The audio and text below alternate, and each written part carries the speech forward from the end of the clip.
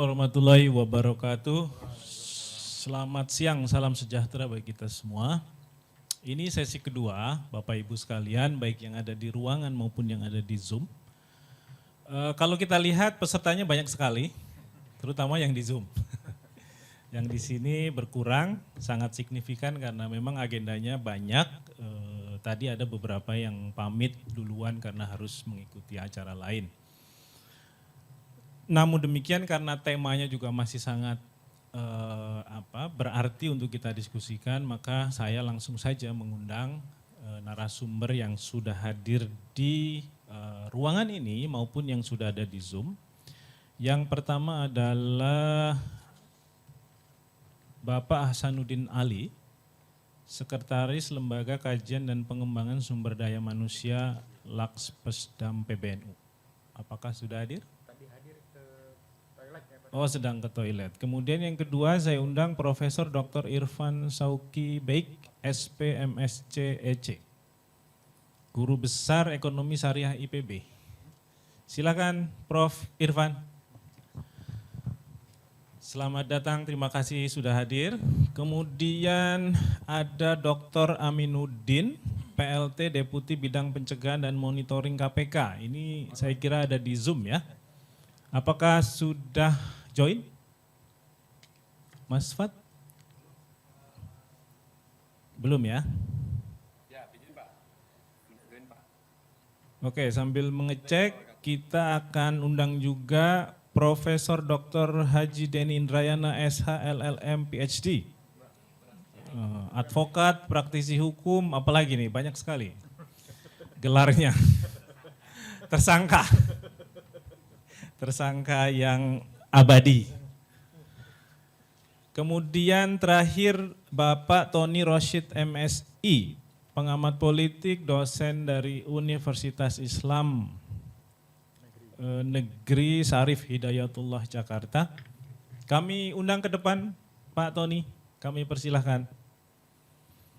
Dan Bapak Ibu sekalian, siang ini kita akan mendiskusikan tema kedua, yaitu mengupas wacana peleburan dan model sinergi serta koordinasi ideal antara BPKH dan BPH.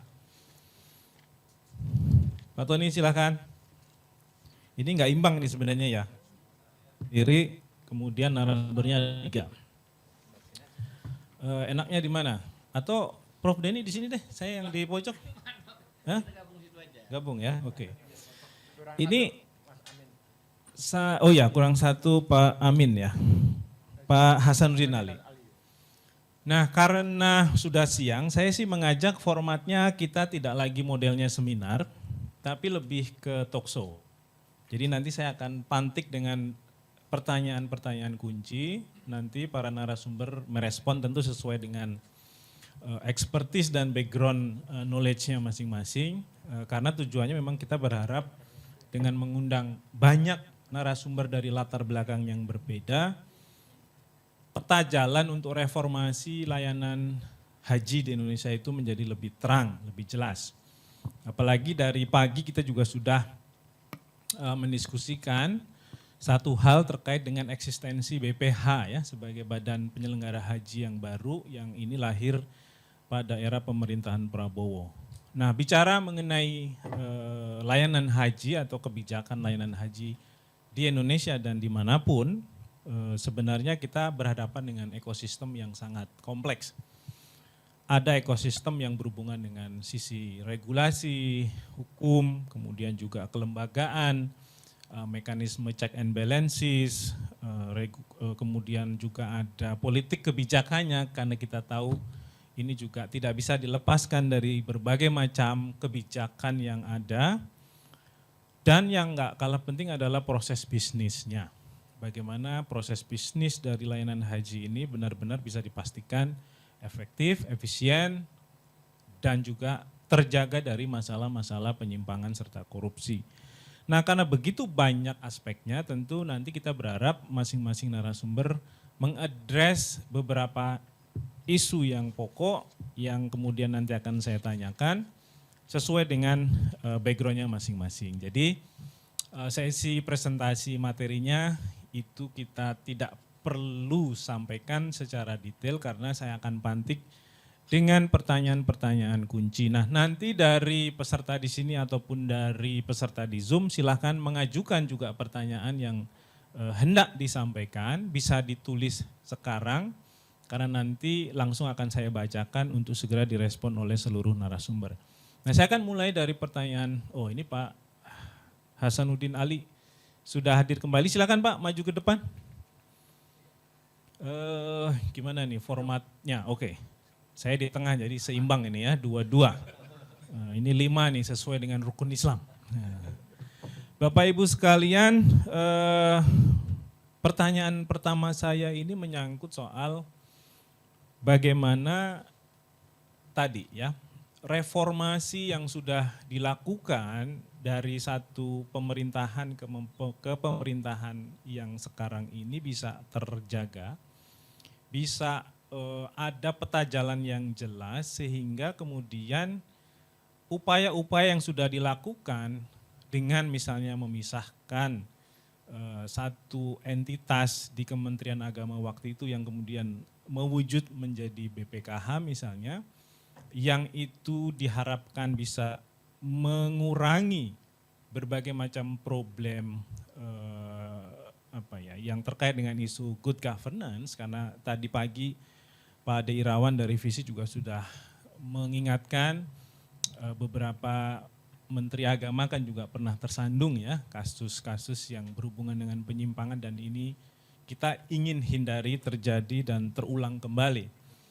Nah, bagaimana menjaga ritme ini ya, baik dari sudut pandang hukum, pandang kelembagaan. Kalau di sini kan misalnya Pak Hasanuddin Ali lebih melihat efisiensi dan efektivitas tata kelolanya gitu ya, Pak Ali ya. Kemudian Pak Irfan lebih banyak bicara soal bagaimana aspek independensi dan akuntabilitas pengelolaan keuangannya. Dan kemudian Pak Aminuddin nanti bisa menjelaskan sedikit, mungkin ada update terkait dengan eksistensi BPH hari ini. Apakah rekomendasi KPK sebelumnya itu masih relevan, dan jika harus diupdate, kira-kira apa saja update yang bisa disampaikan di forum ini. Kemudian kalau Prof. Denny tentu dari sisi hukum pengelolaan dana haji ya, meskipun selalu punya masalah hukum ya Prof. Denny ya. Kemudian dari Pak Tony ya terkait dengan sinerginya bagaimana nih Pak Tony nih antara BPKH, BPH. Karena mau nggak mau ini harus didiskusikan karena lembaganya sudah ada gitu ya. Bukan merupakan wacana lagi tapi sudah ada. Belum lagi kita ngomong soal wacana baru pembentukan Kementerian Haji. Sesuatu yang kita ingin benar-benar pastikan wacana ini tidak mengulang persoalan yang sama. Pada ketika haji dikelola oleh misalnya hanya Kementerian Agama. Kita mulai dari siapa dulu? Pak Ali dulu? Silakan Pak Ali. Ya, terima kasih. Bismillahirrahmanirrahim. Assalamualaikum warahmatullahi wabarakatuh. Alhamdulillah pada siang hari ini kita bisa bertemu, yang saya hormati teman-teman dari Visi Integritas, para panelis narasumber yang berbahagia. Jadi saya hari ini diminta oleh Ketua Umum PBNU untuk mewakili beliau karena beliau kebetulan sedang ada agenda di luar kota gitu ya.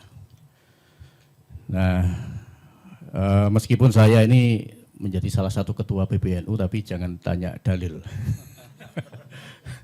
Karena saya backgroundnya bukan dari agama. Gitu ya. Kebetulan saya di PBNU ini ketua bidang pengembangan data. Gitu ya. Jadi kalau dalil saya menyerah. Kalau data enggak. Gitu. Nah, Bapak-Ibu sekalian, urusan haji ini memang urusan yang sangat pelik dan sangat menyita perhatian publik begitu ya. Tadi Mas Moderator sudah menyampaikan setiap kali ada event penyelenggaraan haji selalu saja ada titik-titik yang menjadi problem, menjadi masalah. Dan itu selalu, setiap tahun pasti ada. Tidak ada penyelenggaraan haji yang dari waktu ke waktu itu sempurna. Pasti ada dengan segala ini ya dinamikanya, itu selalu ada cacatnya gitu. Nah, tapi tentu saja kita ingin haji itu bisa sukses, bisa kemudian para jamaah ini terpenuhi segala hak dan melaksanakan haji dengan baik. Nah, catatan saya adalah bahwa kenapa haji itu menjadi sangat menyita perhatian publik, karena haji itu bukan hanya soal aspek spiritualitas, sama sekali tidak. Jadi ada aspek-aspek lain yang menurut saya jauh lebih fundamental daripada aspek spiritualitas. Betul bahwa haji itu salah satu rukun Islam yang kelima, tapi dalam pelaksanaannya lebih dari itu. Begitu. Di situ ada aspek budaya. Kalau Bapak Ibu misalkan ke Madura itu ada budaya di sana. Kalau orang pulang haji itu dia kan bawa air zam-zam. Nah, air zam-zam itu ditaruh di sumurnya, dituang ke sumurnya. Karena ada semacam keyakinan kalau sumur itu dikasih air zam-zam, dia jadi air zam-zam sampai seterusnya. Kemudian katakanlah di Sulawesi, itu ada semacam keyakinan, kepercayaan bahwa seseorang yang mengantarkan jamaah haji berangkat haji sampai ke bandara selama 7 kali, itu nanti dia akan berangkat haji. Nah, aspek-aspek ini menurut saya, aspek budaya ini berkelindahan langsung dengan kehidupan masyarakat kita. Kemudian juga ada aspek sosial politik. Ya, ada aspek sosial politik. Kita tahu bahwa haji ini dalam proses persiapan pelaksanaannya selalu melibatkan DPR. Ya, mau urusan soal kuota, urusan soal BPIH, urusan BPIH dan macam-macam. Dan situ ada banyak kepentingan-kepentingan yang kadangkala itu menghambat dan justru menjadi persoalan dari pelaksanaan haji itu sendiri.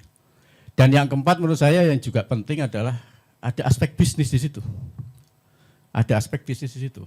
Kita tahu misalkan dalam visi Arab Saudi 2030 itu Arab Saudi mentargetkan jamaah haji seluruh dunia itu 5 juta.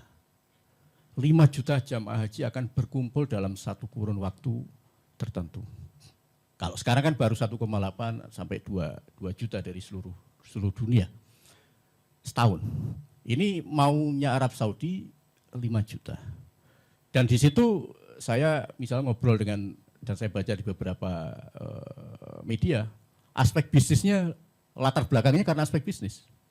Jadi jamaah haji itu tidak kurang tidak lebih kayak semacam wisata religi. Wisata religi.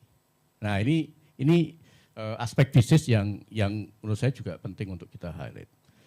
Karena itu Bapak Ibu sekalian, dalam konteks Indonesia sendiri kita tahu memang ada beberapa persoalan-persoalan penting yang terkait dengan haji. Saya mencatat ada 5 paling tidak ya yang selama ini menjadi pokok persoalan haji kita. Yang pertama tentu saja adalah soal kapasitas dan kemampuan daya tampung selama di sana, ya selama haji di sana. Kita tahu Mina itu tidak pernah bertambah, hanya tetap segitu-gitu saja. Kemudian juga dari sisi Arafah juga segitu-gitu saja, nggak pernah bisa bertambah. Kemudian juga dari sisi infrastruktur, itu juga dalam mungkin 5 tahun terakhir tidak ada perkembangan yang signifikan. Gitu. Sehingga yang terjadi adalah, ya mau nggak mau misalkan di Mina, jamaah haji tidak dapat tenda, kemudian tidur di sela-sela tenda, itu dari waktu ke waktu nggak pernah bisa terselesaikan. Nah kemudian yang kedua adalah manajemen kuota dan antrian yang sangat panjang. Kita tahu antrian haji kita itu mungkin ada di suatu daerah yang hampir 40 tahun. Di satu daerah, saya lupa di daerah mana. Tapi range-nya antara 30 sampai 40 tahun. Nah bagaimana menyelesaikan ini? Ya, jangan-jangan nanti sebelum berangkat haji dia sudah meninggal duluan. Nah, itu case yang banyak terjadi. Belum lagi soal, ya ini nanti teman-teman dari BPKH atau dari Mas Prof. Denny, soal transparansi pembiayaan dana haji. Ini saya kira juga pokok persoalan yang penting. Nah, kemudian yang keempat adalah sinergi antar stakeholder. Jadi tidak mungkin, Bapak Ibu sekalian, haji itu hanya bisa ditangani oleh BPH sendiri. Nggak mungkin, sama sekali nggak mungkin. Sinergi antara Kementerian Perhubungan, antara Kementerian Kesehatan, itu menjadi pokok. Misalkan soal protes Arab Saudi tahun ini tentang jangan kirim jamaah meninggal ke sini. Itu kan soal kesehatan. Ya, istitoah kesehatan kita agak kedodoran di situ. Nah, kemudian juga adalah soal persiapan jamaah yang belum merata. Ya, jadi ada beberapa daerah yang embarkasinya bagus, pengelolaannya bagus, tapi ada satu daerah yang kurang bagus dari sisi manasik hajinya, dari sisi yang lain-lain.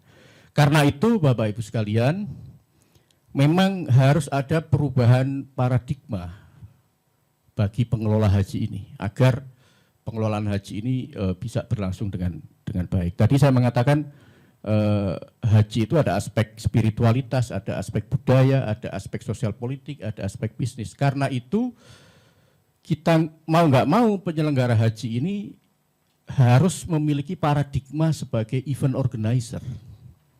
Bayangkan haji itu event, boleh dikatakan ini event terbesar keagamaan umat Islam di Indonesia.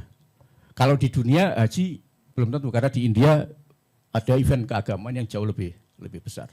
Tapi dalam konteks Indonesia, haji itu adalah event keagamaan terbesar. Bayangkan, misalnya kita harus memberangkatkan sekitar 200.000 orang ke negara yang jaraknya itu lebih dari 9.000 kilometer dalam kurun waktu hanya 2 bulan. Dan itu harus memulangkan dengan kondisi selamat. Jadi Dirjen PHU, Kementerian Agama, dan juga nanti BPH, itu adalah menurut saya ini I.O. yang paling besar di Indonesia.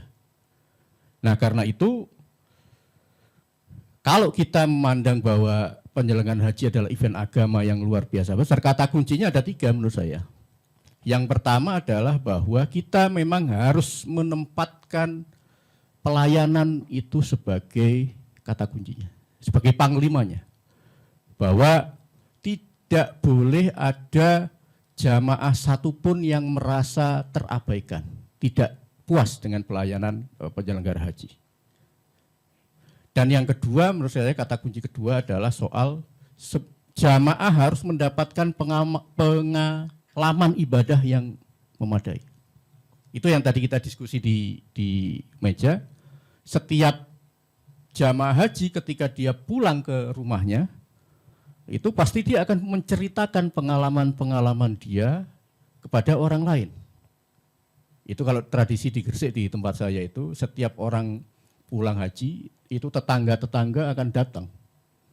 Tidak hanya dari satu kampung, tapi kampung-kampung yang lain akan datang. Pengen dengar cerita spiritualnya, saya di sana kehilangan sandal, tapi kemudian dapat sandal baru gitu misalnya.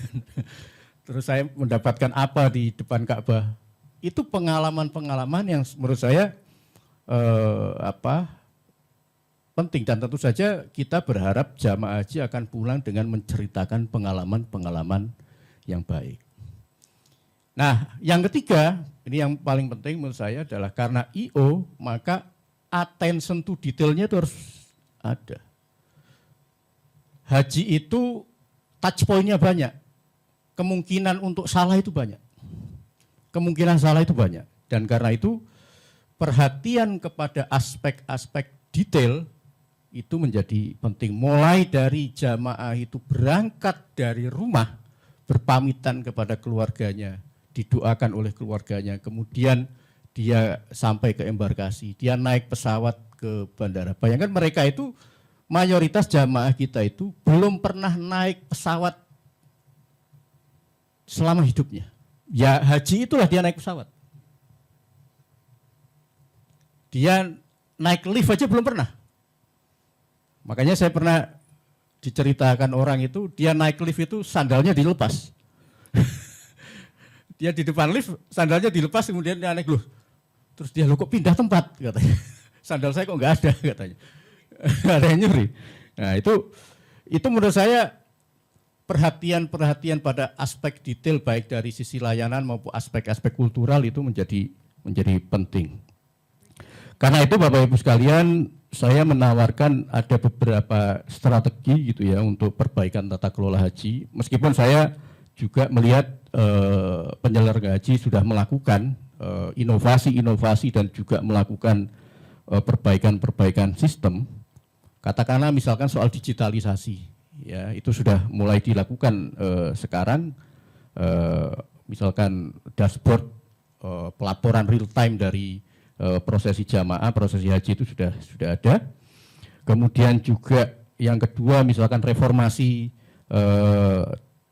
dan transparansi tata kelola pembiayaan haji, ini tentu saja di BPKH dan itu sudah dilakukan, saya kira audit, terus kemudian publikasi berkala soal penggunaan dana haji itu juga sudah dilakukan. Nah tapi yang penting menurut saya adalah teman-teman BPKH tidak boleh lelah untuk melakukan edukasi terhadap soal pembiayaan haji dan nilai manfaat ini. Karena di luaran sana masih banyak simpang siur dan juga ketidakpahaman publik tentang pengelolaan dana haji. Dan saya kira ini penting harus terus dilakukan oleh BPKH. Kemudian yang ketiga adalah tentu saja peningkatan kualitas layanan. Ya, peningkatan kualitas layanan baik di dalam negeri, luar negeri, terutama juga soal petugas. Ya, petugas haji itu menjadi penting. Kemudian yang keempat adalah kolaborasi dan integrasi antar stakeholder baik yang di level pemerintah maupun juga di level masyarakat. Misalkan KPIHU dan lain-lain. Nah, yang terakhir Bapak Ibu sekalian, kalau kita melihat ukuran-ukuran suatu penyelenggaraan haji itu sukses atau tidak, maka saya memiliki rumus 5 rukun sukses haji ini. Saya sampaikan begitu. Yang pertama adalah tentang serapan kuota haji. Ya, kita tahu misalkan sekitar 200.000 kuota yang terserap berapa. Nah, ini menyangkut soal persiapan kita, soal soal pembiayaan, pelunasan, kemudian soal istitoah itu ada di situ. Jadi semakin terserap tentu optimalisasi dana haji kita akan semakin baik. Tidak ada dana yang terbuang gitu. Nah, yang kedua adalah terkait layanan dalam negeri. Ya, ini terkait manasik haji, embarkasi dan juga penerbangan.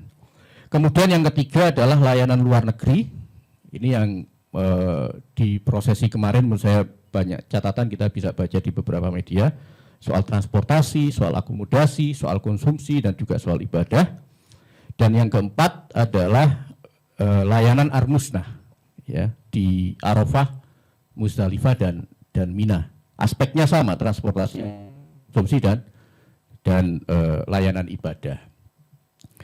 Nah, yang kelima dari sebuah penyelenggara haji dianggap sukses adalah kita seharusnya bisa meminimalisir jumlah jamaah yang wafat. Ya, jumlah jamaah yang wafat itu penting sekali. Karena itu di situ ada soal istitoah kesehatan, soal peran KKHI dan juga unit respon cepat pada saat di Armusnah. Nah, 5 rukun sukses haji ini saya kira secara data dan secara informasi sebetulnya sangat mudah untuk kita akses gitu. Misalkan soal layanan yang 2, 3, 4 itu setiap tahun dilakukan oleh BPS. Ya, BPS setiap tahun melakukan pengukuran terkait indeks kepuasan jamaah haji terhadap layanan penyelenggaraan haji dari tahun ke tahun. Dan itu kita bisa melihat seberapa besar tingkat kepuasan jamaah terhadap penyelenggara haji. Dan evaluasi biasanya berangkat dari situ. Kemudian yang 1 dan 5, serapan dan jumlah jamaah wafat, itu juga informasi itu terbuka. Ya, karena penyelenggara haji dalam arti Kemenak dalam beberapa tahun terakhir itu secara terbuka menyampaikan serapan kuota tahun ini berapa, jamaah yang wafat sekian berapa.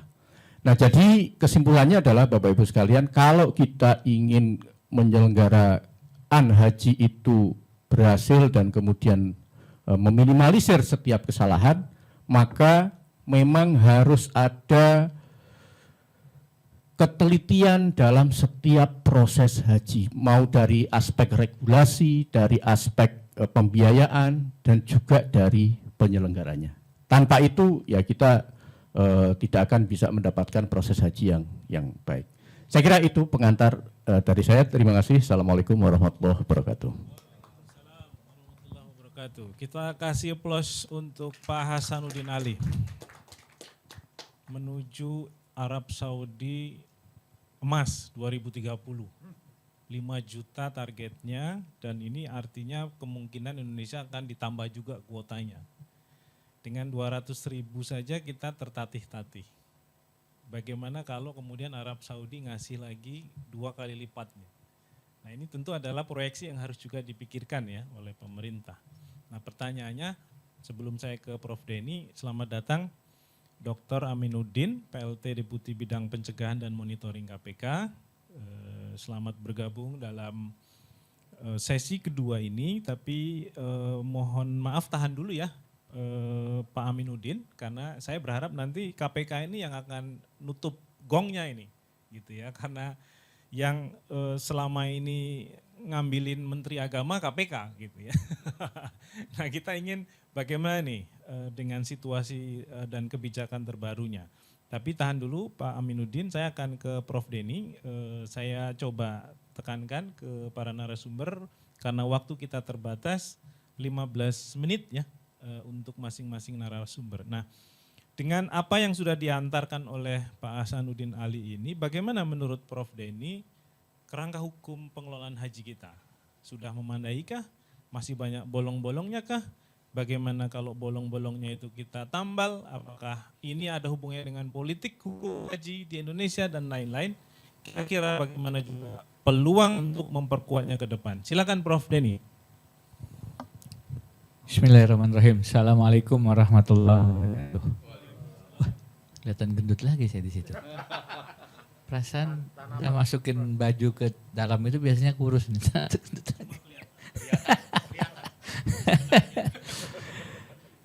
Baik. Ini kameranya harus diedit nih. Bukan orang yang diedit kameranya. Terima kasih. Saya mulai begini. Tata kelola dana haji secara hukum sebenarnya tidak berbeda dengan tata kelola pendanaan yang lain. Prinsip-prinsipnya sama, transparansi, akuntabilitas, dan seterusnya itu yang fasih kita mantrakan sehari-hari. Jadi bukan kalau dana haji kemudian tata kelolanya berbeda, tidak. Jadi itu membawa kepada kesimpulan saya sebenarnya. Jadi dari premis pertama langsung kesimpulan keuangan kita termasuk haji itu bukan pada pemahaman atau ilmu tentang prinsip-prinsip tata kelola keuangan, tapi pada persoalan yang tadi disebut bagaimana politik hukum kita, bagaimana realitas konfigurasi politik kita melihat dana haji. Dan itu kemudian turun menjadi kelembagaannya gimana, kemudian turun lagi kepada teknis pengadaannya seperti apa dan seterusnya. Nah, itu sumber masalahnya menurut saya.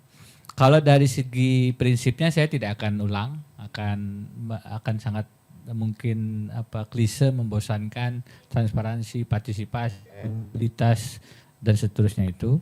Kalau dari segi kelembagaan, tata kelola haji, apakah BPH, BPKH, Kementerian Agama atau Kementerian Khusus Haji, apapun lah, itu juga pilihan, itu opsional. Tadi sambil menunggu sesi saya diskusi, ada satu kesempatan saya ditanya, mana yang lebih konstitusional, SIM itu dibuat Dinas Perhubungan atau Polantas? Saya bilang, saya belajar lumayan banyak tentang konstitusi di beberapa negara. Tidak ada satu negara pun mengatur tentang siapa yang berhak atau paling tepat membuat SIM.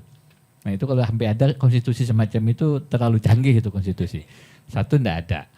Dua saya bilang, persoalannya bagi saya adalah bukan di sub atau Polantas, tapi yang mana yang tidak akan ada menumbuhkan pungli.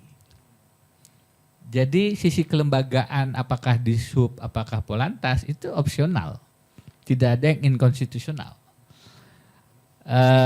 Pernah ditanya Mas Denny, setuju mana gubernur, bupati, wali kota dipilih langsung oleh rakyat atau dipilih perwakilan DPRD? Kalau secara konstitusional, pemilihan kepala daerah itu tidak langsung tidak masalah karena bunyi pasalnya dipilih secara demokratis. Kalau pilpres dipilih secara langsung. Jadi kalau kepala daerah itu mau dipilih rakyat langsung atau dipilih DPRD tidak langsung atau presiden menetapkan beberapa calon dipilih rakyat indirect pemilihan itu konstitusional semua. Bagi saya bukan apakah langsung atau tidak langsung saya bilang, tapi yang mana yang tidak ada politik uangnya. Jadi terkadang struktur atau pilihan kelembagaan kepemiluannya model pemilunya itu menjadi tidak bertentangan konstitusi, tetapi sebenarnya yang lebih bertentangan itu prinsip anti korupsinya itu loh. Nah jadi kalau bicara kelembagaan, kalau saya ditanya apakah Kementerian Agama, apakah BPKH, apakah BPH dalam konteks tata kelola dana haji, semuanya ada alasan plus minus, semua ada alasan komparasinya. India, Pakistan, Malaysia, itu dalam presentasi saya ada tuh. Masing-masing punya tata kelola dana haji, masing-masing punya alasan kelembagaan. Kalau sekarang teman-teman di Kementerian Hukum dan HAM itu punya 3 menteri, 4 dengan Menko-nya, lebih bagus mana dengan yang dulu saya 1 kementerian saja? Ya tergantung. Kalau dari sisi lebih fokus, akan lebih fokus sekarang. Tapi koordinasinya lebih sulit loh. Kalau kita lepaskan dari politik hukum pembagian kabinet. Saya tadi bilang sama teman-teman sebelum sesi mulai, saya kok khawatir keyakinan saya 99%, mungkin saya terlalu tinggi, ini bukan masalah efisiensi miskoordinasi kelembagaan, tapi kebutuhan membagi banyak posisi kepada teman-teman koalisi. Jadi pendekatannya berbeda nih. Sama dengan Polantas dan di sub tadi, pada saat saya ditanya, mana yang membuat SIM, apakah di sub sama Polantas, saya khawatir bukan karena ingin tata kelola dana SIM, tapi ini banyak loh duitnya, mending kita yang kelola, gitu loh. Belakang layar itu yang menyebabkan saya lebih khawatir gitu. Jadi kalau kelembagaan, saya bisa buatkan yang buat Kementerian Agama, tata kelola dana itu. Saya bisa bikin BPH, saya bisa bikin BPKH. Kalau saya lihat BPKH sekarang, itu sebenarnya ada rumusan-rumusan yang, ini apa yang maksudnya ya? Korporatif nirlaba. Korporasi tapi nirlaba. Ini kan maksud lu apa nih gitu, ya kan? Oh, tapi kemudian penjelasannya mengatakan begini-begini. Ya, oke lah, sebagai satu inovasi definisi itu menarik gitu. Tapi maksudnya apa gitu loh. Anda boleh cari keuntungan, tapi keuntungan itu tidak boleh dibagikan sebagai dividen kepada pengurus. Kira-kira begitu penjelasannya. Make sense. Oke, jadi ada keuntungan tapi jangan dibagi loh ya. Oke, tapi konsep korporatif nirlaba itu baru ketemu di undang-undang PKH saya. Apa? BPKH. Atau istilah apa lagi ya? Mandiri melalui menteri kepada presiden, itu nggak ada itu 2 kali tidak mandiri itu. Sudahlah mandiri tapi melalui menteri kepada presiden, jadi 2 kali diskon kemandiriannya. Dalam sistem hukum tata negara, yang namanya independent agencies itu terlepas dari presiden. Jadi ada 2 agencies, 1 executive agencies, badan di bawah presiden, dan 2 executive agencies. Apa itu? KPU harusnya. Atau dulu KPK. Saya pakai kata dulu. Karena sudah tidak lagi sekarang. Setelah perubahan undang-undang KPK. Jadi KPK dulu, KPU sekarang itu adalah independent agencies. Dia bisa menggunakan kata mandiri. Tapi kalau mandiri itu dalam undang-undang BPKH disebut pada BPKH, itu bukan mandiri. Jadi ada konsep yang kontradiksi interminis secara konseptual, sama dengan korporatif nirlaba tadi. Korporasi itu laba, yang nirlaba itu yayasan. Jadi kalau korporatif nirlaba, yayasan tapi korporasi. Memang agak gimana ya menjelaskannya. Walaupun setelah baca penjelasan kita paham maksud dan inovasi yang dibuat oleh perumus pasal itu gitu. Tapi nah maksud saya kalau secara hukum mencari dasar untuk meletakkan tata kelola dana haji itu di Kementerian Agama, Kementerian Khusus Haji, BPKH atau bahkan BPH yang dilebur atau apapun itu bisa. Problemnya adalah kalau pondasi dasarnya itu bukan untuk pasal 33 sebesar-besar untuk kemakmuran rakyat. Nah itu loh. Jadi menurut saya pasal undang-undang dasar kita yang paling banyak problematik sekarang adalah frasa sebesar-besar untuk kemakmuran rakyat itu. Semua tata kelola kita, keuangan kita, tidak hanya tambang sebenarnya, bumi, air, dan kekayaan alam yang terkandung di dalamnya itu, kalau kita bicara SDA, tapi sebenarnya juga kalau kita bicara tata kelola danaan yang lain untuk haji, itu juga harusnya prinsipnya adalah untuk sebesar-besar kemakmuran rakyat. Prinsipnya adalah untuk sebesar-besar yang akan naik haji. Kemakmuran itu yang dikedepankan. Jadi maksudnya tata kelola dana haji itu profitnya untuk memperurah dana ongkos haji dan seterusnya. Jadi saya nggak tahu berapa sekarang dana haji ya. 171 triliun. Oh, masih sedikit sebenarnya itu, masih kecil kalau untuk ukuran sejumlah Indonesia gitu. Nah, harusnya itu makin besar dan pada titik tertentu anggaplah gitu, tidak perlu bayar haji lagi karena ada dana abadi gitu. Nah, gitu maksudnya. Poinnya adalah bagaimana tata kelola haji itu kalau memang dia diinvestasikan dengan cara yang benar, pada titik tertentu dia menjadi dana haji yang meminimalkan masyarakat Indonesia. Dan bagaimana kemudian pada saat kita bicara kuotanya itu menyebabkan waktu tunggunya makin pendek. Dan seterusnya. Jadi manfaatnya itu betul-betul untuk peserta haji. Walaupun di dalamnya pasti ada pengelolanya juga dan seterusnya. Itu kelembagaan. Secara kelembagaan saya tidak tertarik untuk berdebat meskipun masing-masing ada plus minusnya, mana yang lebih tepat untuk mengelola dana haji. Karena tadi bagi saya ini persoalannya adalah kalau dilihat dalam konteks sekarang itu dibikinnya badan penyelenggara haji itu untuk memang memajukan tata kelola penyelenggaraan haji atau untuk menyediakan satu kue porsinya untuk teman kue. Bagi saya agak yang kedua ini yang lebih berat bacanya. Dengan segala hormat ya. Saya kemarin mengirimkan satu artikel ke Kompas yang tidak tahu apakah dimuat atau tidak, karena beberapa kali saya nulis sudah mulai tidak dimuat karena saya udah nggak pakai apa itu filter, jadi udah nulis nama gitu kadang-kadang udah. Terakhir tulisan saya tidak dimuat di Kompas, tapi akhirnya dimuat di Tempo sih. Nah ini saya agak panjang nulis 1.700 kata termasuk masalah ente ini sedang membuat koalisi korupsi bukan koalisi anti korupsi gitu loh ya, kepada Prabowo dan kawan-kawan dan seterusnya. Jadi itu yang pertama poin saya tentang tata kelola dana haji secara kelembagaan. Yang kedua, dana hajinya sendiri bagi teman-teman ICW saya yakin pernah melakukan riset soal ini ya, teman-teman visi integritas dengan ICW-nya dan saya khawatir itu tidak mempunyai faktor terlalu berbeda kecuali in detail dengan misalnya apa yang kita alami dengan Asabri, Taspen, dan seterusnya. Saya pernah diberi mandat untuk jadi orang yang ngurusin jam sostek. Dan agak paham bagaimana jaminan hari tua, jaminan ini dan jaminan itu, dan kaitannya dengan mengumpulkan dana dari rekan-rekan buruh yang kemudian diinvestasikan dan seterusnya. Maka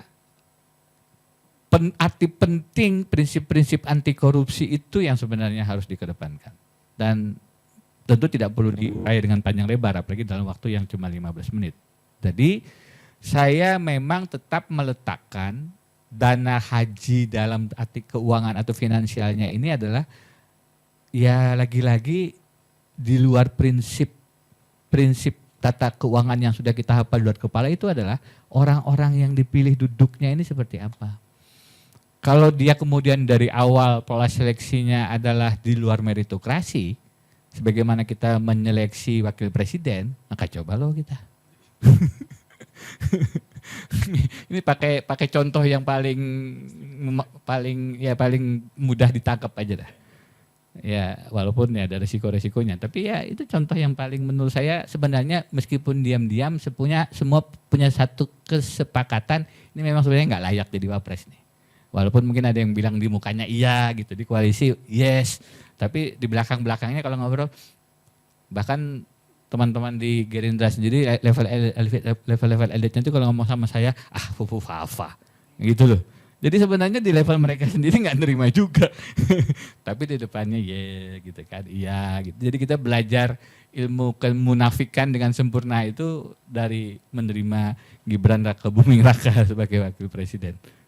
Yang nggak ada gambarnya di sini, ini nggak benar ini teman-teman visi integritas ini. Ini ada agak subversif sedikit sebenarnya, tapi Prabowo juga nggak ada sih, jadi seimbang aja. Nah jadi bagi saya walaupun klise, persoalan kita di semua tata kelola keuangan adalah bagaimana dia bertahan dengan serangan-serangan pengadaan markup dan lain-lain itu. Yang sesimpel itu. Jadi saya nggak mau mendakik-dakik lain temanya gimana. Kita bebas dari korupsi aja deh dari sisi pengadaan. Teman-teman mau haji besok dapat nggak? Dapat aja kalau mau bayar. Teman kontak agent. Aku mau haji besok, kadang-kadang pakai jalur ekspres karena pejabat atau jalur beli kuota, sedangkan yang lain nggak dapat gitu. Jadi suap di level pengadaan apapun itu juga ada pada level tata kelola haji. Saya nulis kemarin suap, saya nulis lagi soal lembong, saya mencoba mulai mikir lagi nulis-nulis yang simpel-simpel begitu. Termasuk lagi nulis buku dasar-dasar ilmu hukum. Kenapa? Karena agak capek ngeliat kondisi gitu. Hukum ini mau dibenerin dari mana? Akhirnya nulis dasar-dasar ilmu hukum. Kembali ke basic aja dah dulu dah. Nulis buku yang paling basic aja harusnya begini loh. Anti pungli itu begini loh.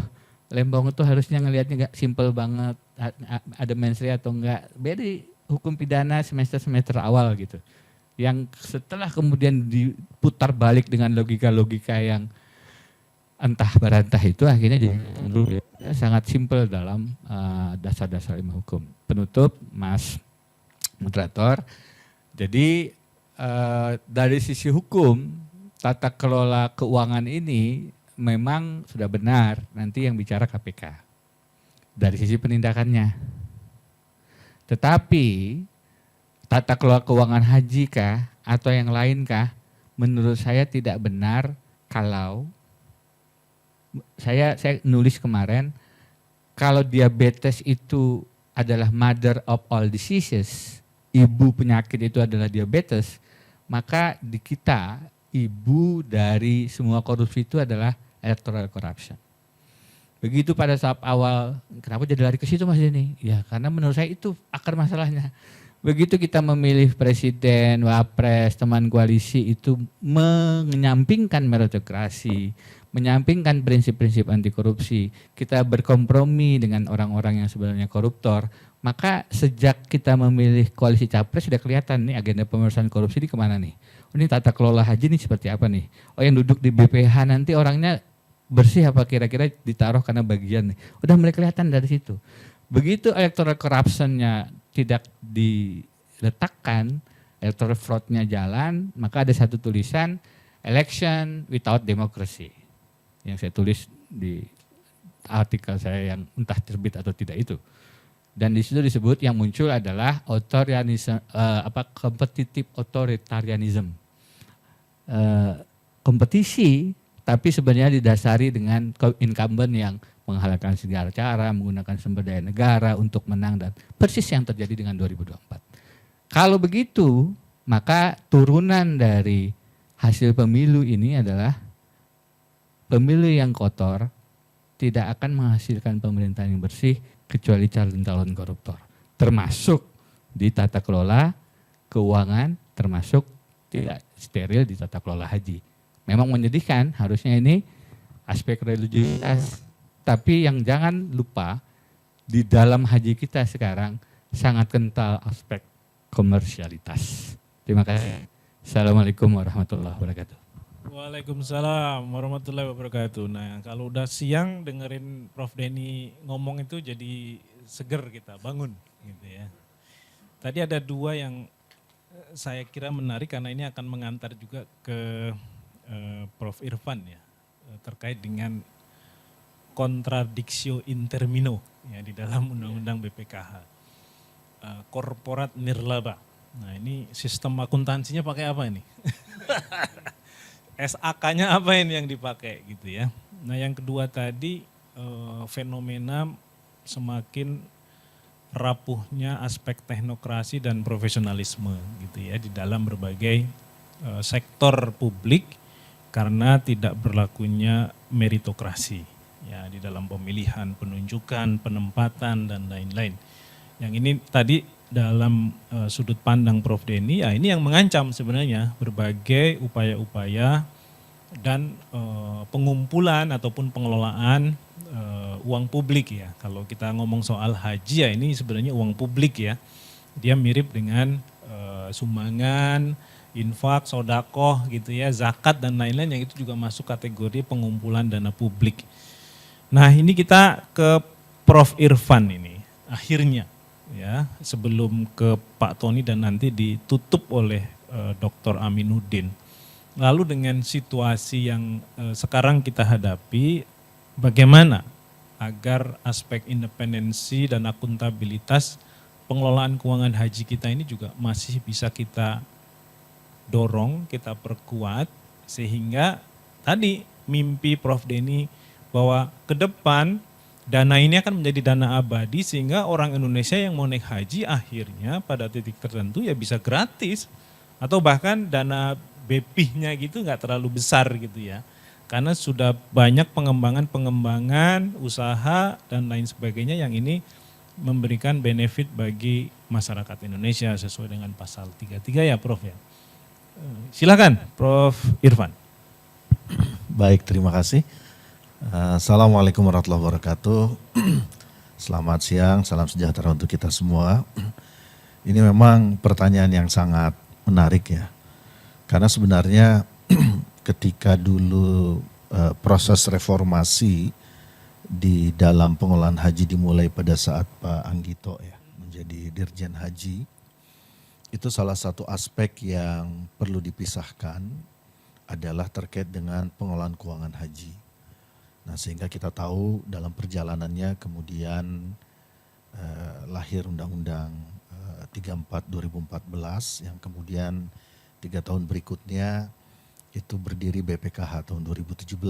Ya, walaupun agak lama tuh antara jarak Undang-Undang PP dengan pendirian BPKH.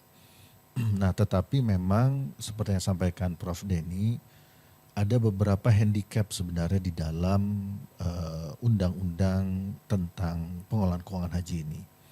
Handicap ini yang kemudian membuat siapapun yang berada di BPKH akan sangat kesulitan untuk kemudian mendorong adanya optimalisasi nilai manfaat ya yang katakan returnnya saja setiap kali investasi lebih dari 20%.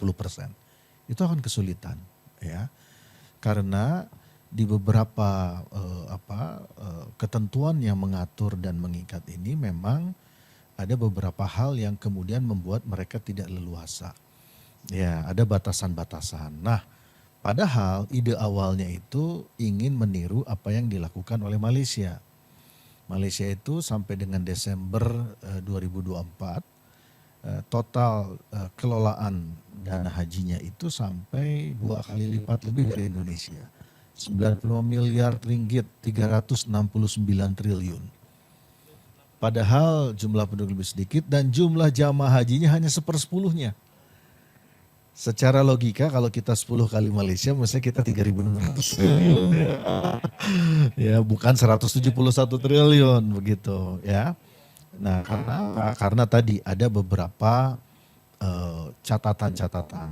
Pertama adalah dari sisi nomenklatur kelembagaannya. Ini yang paling parah memang ya, karena tadi korporatif nirlaba, terminologi inovatif ya. Tetapi dalam prakteknya itu membuat justru kesulitan besar ya.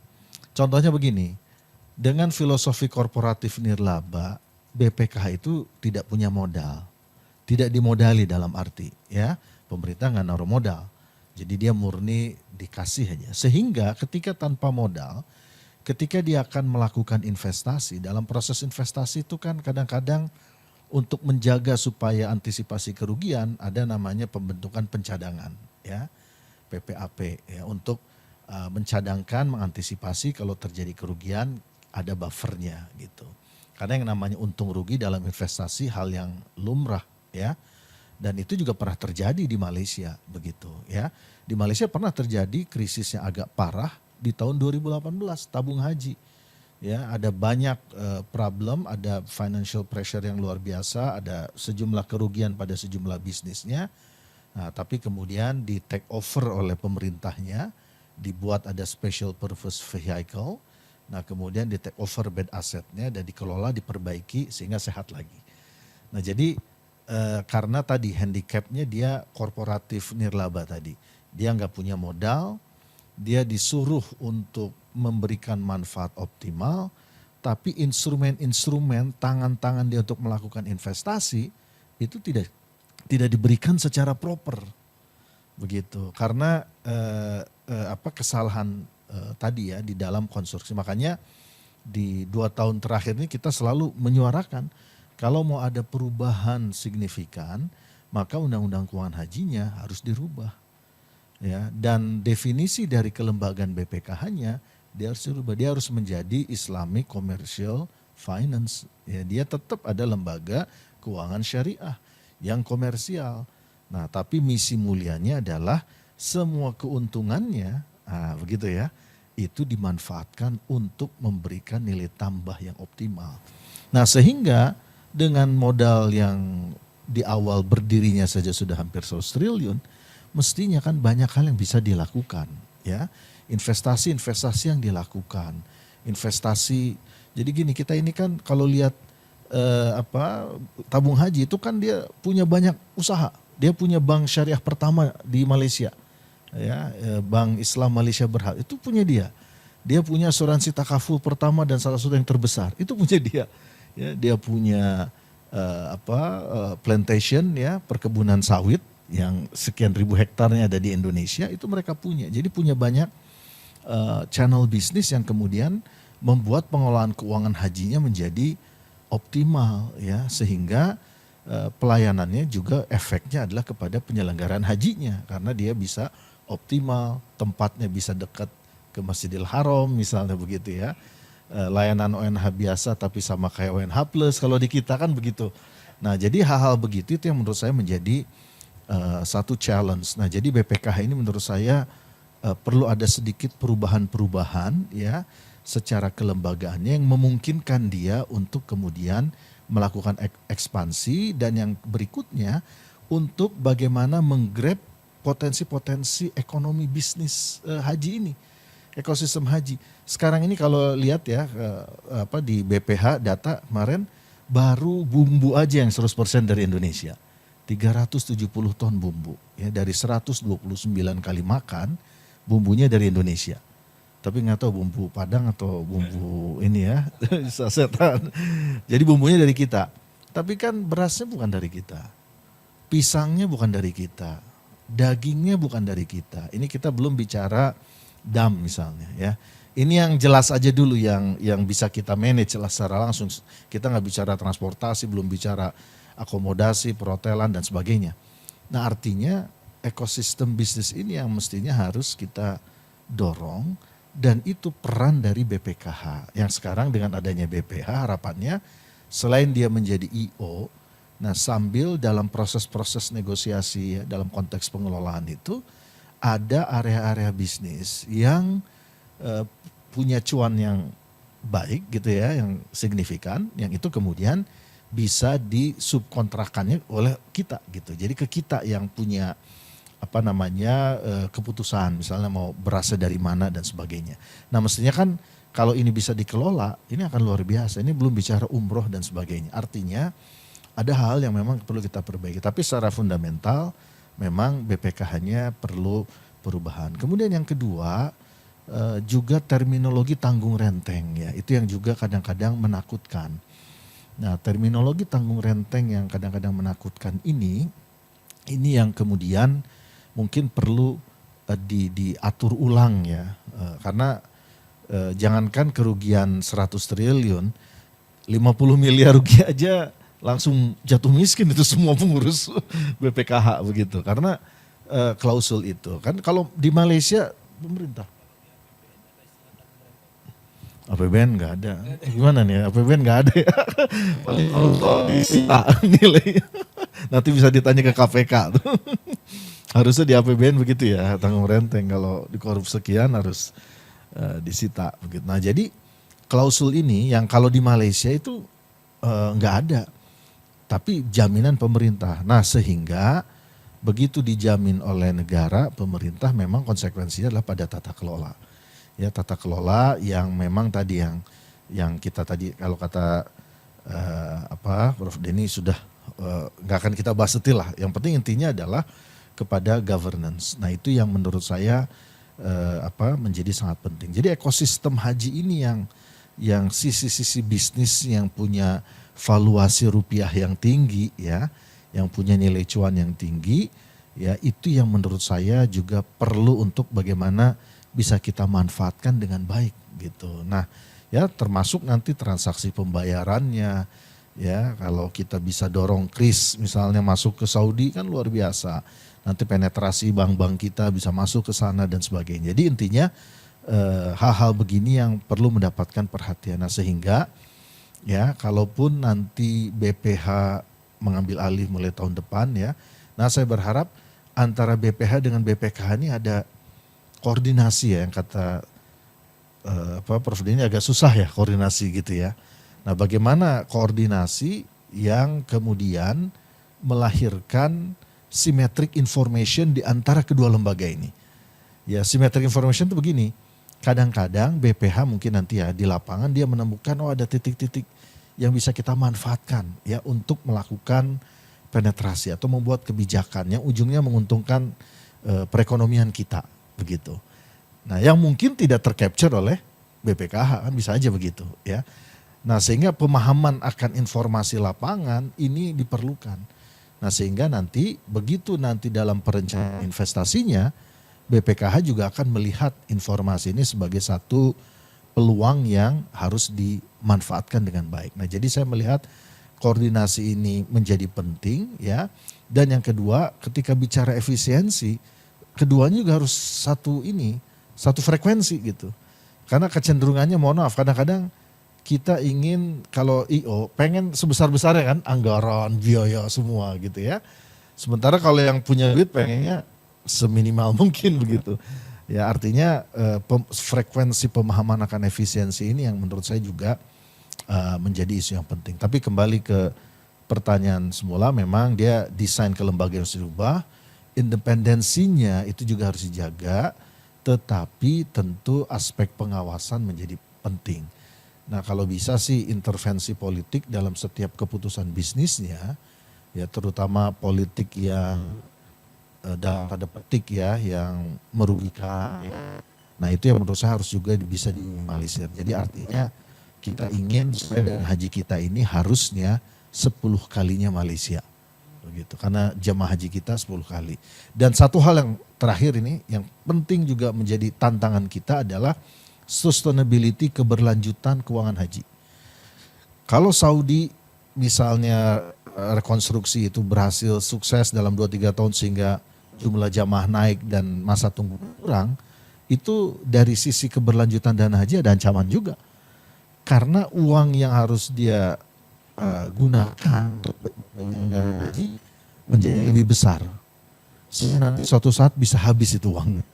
Begitu. Bahkan mungkin yang 20 tahun lagi nggak kebagian gitu.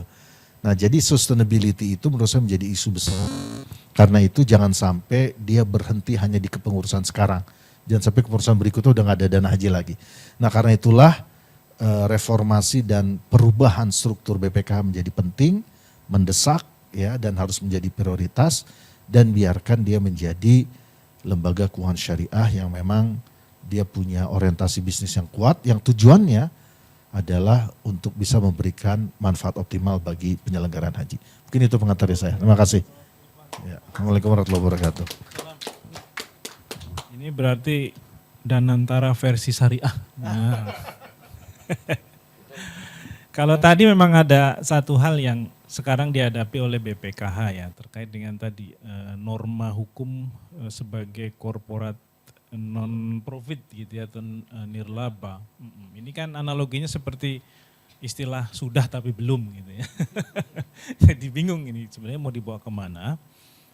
Tapi tadi Prof. Irfan sudah menekankan sisi perlu adanya reorientasi ya dalam pengelolaan dana haji kalau ingin dia menuju level efisiensi dan efektivitas yang lebih besar. Jangan sampai kemudian justru sebaliknya. 10 tahun lagi, 20 tahun lagi peserta haji harus nombok lebih besar karena uang hajinya semakin menyusut gitu ya. Sementara kita semakin tertinggal dari negara tetangga Malaysia. Ini juga kita sering heran kalau dibandingkan Malaysia gini banyak kalahnya ini. Cuma main bola aja kadang-kadang menang ini kita. Begitu juga misalnya harga BBM ya. Harga BBM itu juga sama. Kalau di sana itu kok bisa Pertamaxnya lebih murah gitu ya dibanding kita gitu. Kita nggak ngerti apa bedanya, sama-sama Melayu, sama-sama ngurus hal yang sama begitu, tapi kok bisa beda standarnya. Nah, ini ada Pak Tony, lanjut dari Pak Tony Rashid selaku dosen juga peneliti tentu ya. Dengan apa yang tadi menjadi semacam ekspektasi ya Prof. Irfan agar BPKH ini bisa mengoptimalisasi pengelolaan keuangannya dengan syarat tadi bahwa perlu ada perubahan nomenklatur yang lebih jelas gitu ya. Tadi ada 2 tadi poinnya, satu soal tadi status korporasinya itu harus jelas gitu ya. Yang kedua tadi soal istilah tanggung renteng ya Prof. Irfan ya, yang ini mungkin menghantui orang-orang yang ada di pengambilan keputusan. Nah sekarang lahir BPH. Nah apakah sinergi ini akan bisa terbangun apa enggak nih ke depan? BPKH, BPH. Karena menurut Prof. Denny dan pengamatan kita selama ini, semakin banyak institusi, semakin sulit koordinasi gitu. Itu kan culture-nya seperti itu ya Prof. Denny ya. Iya karena akhirnya kan mejanya makin banyak ya, kemudian wewenang yang dimiliki oleh orang-orang juga lebih besar dan mungkin bertabrakan satu sama lain. Nah, bagaimana ini menskenariokan sinergi antara BPKH dan BPH sehingga bisa memperkuat aspek tata kelola tadi yang sudah kita diskusikan. Silakan Pak Tony. Terima kasih. Assalamualaikum warahmatullahi wabarakatuh. Alhamdulillah, salatu wassalamu ala rasulillah, amma ba'd. Mas Irfan, lama gak jumpa. Mas Ali dan Mas Denny, serta moderator dan Mas Amin yang ada di Zoom ya, dan semuanya. Ini seperti semuanya sudah bermasalah ya. Yang pertama, Mas Ali ngungkapin masalah sampai belum selesai tadi sebenarnya, masih banyak yang disimpan. Mas Denny, ya soal hukum, udahlah ada istilah, maksudnya paham, tapi istilahnya kok pakai itu, masalah juga. Karena memang kalau membuat istilah, ya serahkan kepada ahlinya. Gitu. Kalau hukum dibuat oleh orang yang tidak ahli hukum, ya istilahnya keliru-keliru kan. Gitu. Kemudian Mas Irfan mengurai tentang bagaimana pengelolaan pendanaan dan sebagainya. Saya mau cerita, tahun 2018, Mas Anggito itu ngumpulin kita terbatas di satu rumah makan. Dia menceritakan bagaimana persoalan keuangan di haji ini. Kemudian saya yang pada saat itu agak sedikit tegas dan ngotot, bongkar aja Mas. Kenapa? Sudah tidak memiliki rasionalitas keuangan. Tadi Mas Irfan sudah bicara maunya penyelenggara ya service excellent sebesar-besarnya, belum tumpangan-tumpangannya. Ya.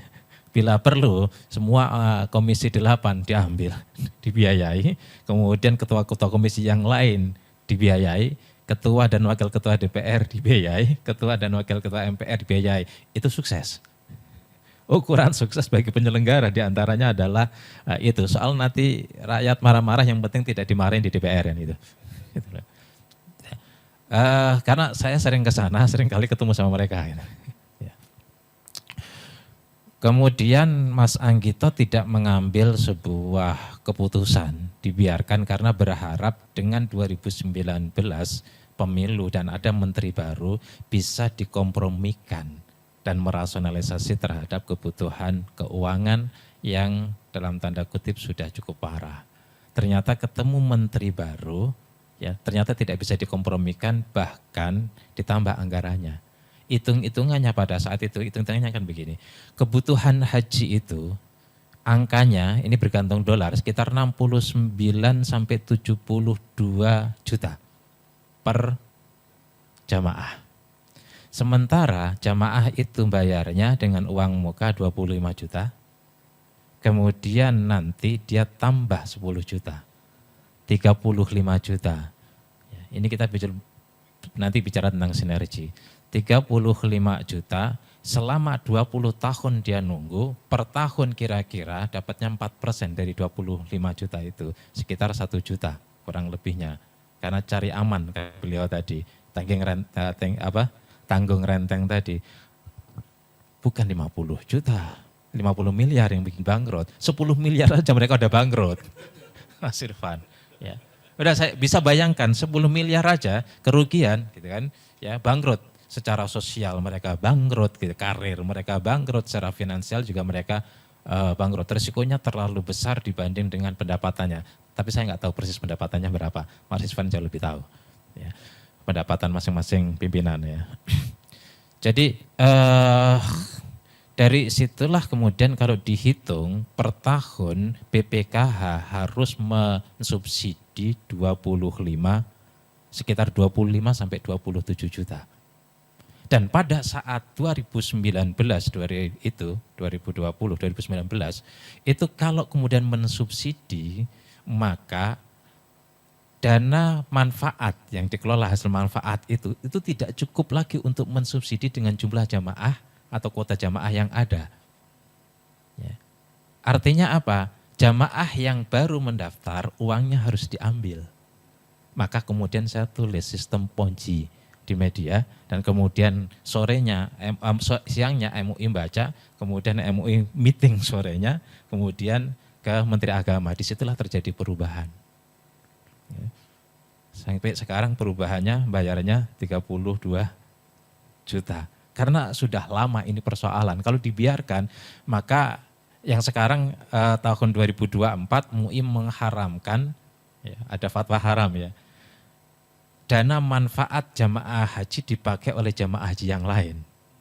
Ya, sekarang BPKH belum menerapkan itu karena memang apalagi masih ada BPH yang baru ini. Masih ada persoalan yang harus ditertibkan yang begitu kompleks yang sudah 3 orang itu aja masing-masing sudah 20 persoalan. Kalau 10 orang kumpul di sini kita bisa bayangkan. Dan ini bukan masalah kita yang tahu, semua orang di Indonesia itu tahu masalahnya. Ya, nggak usahlah dibandingkan dengan Malaysia jauh karena saya pernah diminta oleh Malaysia, Partai PAS pernah ke sini, ketua Partai PAS ketemu dengan saya, terus kemudian ngobrol untuk menjualkan ini kelapa sawit yang di Kaltara itu ada 30.000 hektar dan saya pernah tidur di sana di kelapa sawit itu. Kelapa sawit yang dikelola oleh Bank Dana Haji Malaysia itu bermasalah. Dan itu bisa ditanyakan kepada para pengelola kelapa sawit itu. Artinya tetap harus berani mengambil resiko juga. Gitu. Tapi untungnya kan lebih banyak daripada ruginya. Itu satu fakta yang kita hadapi bersama. Tadi saya ketemu sama orang partai, kemudian ketika ke sini beliau pesan ya, kalau bisa ada kementerian haji dan umroh. Saya bilang justru lembaga ini dibuat untuk menghindari dari segala dinamika yang ada di kementerian. Lahirnya BPKH itu setelah menterinya ditangkap. Ini kan lahir. Kalau menteri tidak pernah terkait korupsi di haji, belum tentu juga BPKH lahir. Jadi rupanya ya memang harus ada kasus di Indonesia itu. Ya, ada kasus ya. Apalagi harus kita juga pahami ada namanya istilah status quo itu. Saya cenderung memang agak setuju dengan, setuju lah bukan agak sama Ibnu Khaldun. Kalau terlalu lama itu status quo. Ya. Apalagi ketika lama itu tidak terkontrol, sistemnya nggak bagus, maka akan semakin parah. Beda misalnya ada BPKH itu kan sekian tahun berganti. Gitu. Dan itu kolegial. Ya. Kalau cuma satu akan banyak dibohongin oleh status quo yang ada di lingkaran 1, 2, 3. Maka menteri siapapun di belakang ya kerjanya yang di bawah itu tingkat dirjen, tingkat ini.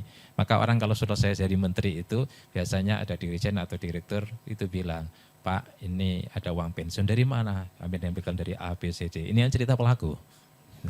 Ya, ini saya pikir banyak yang tahu lah soal seperti ini. Mas Denny saya yakin lebih tahu soal inilah. Ya.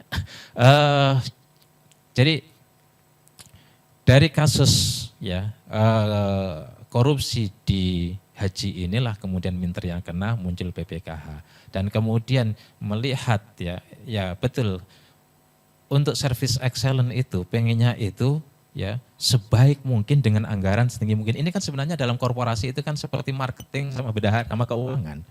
Marketing itu maunya gitu kan ya kasih biaya sebesar-besarnya ya akan mendapatkan profit ya atau feedback yang besar. Kemudian keuangan ya melihat dari sisi efisiensi, jangan liberal, jangan seenaknya menggunakan keuangan, harus dihitung dengan cermat. Kalau bisa bagi orang keuangan sekecil mungkin, tapi hasilnya sebesar mungkin. Inilah yang seringkali terjadi benturan ya antara dua kepentingan, bahkan bisa dibilang menjadi dua karakter, ya, dua karakter marketing dengan karakter keuangan. Ini ada BPH. Saya terus terang menyambut dan lebih setuju kalau itu berada di luar kementerian. Ya, karena ada namanya, ini haji, setiap ada uang, apalagi uang ini besar, agak bebas, ini komoditi. Ini komoditas politik, ya ini komoditas sosial, ya tadi sedikit singgung, ini juga komoditas bisnis. Ya. Sudah menjadi sebuah komoditi, maka orang berebut. 171 triliun, waktu itu 150 triliun, waktu saya diminta oleh Mas Anggito untuk ikut, saya bilang sama beliau, yang penting kasih data saya valid dan saya akan bicara sesuai dengan validitas, setuju, dan kemudian saya bantu beliau.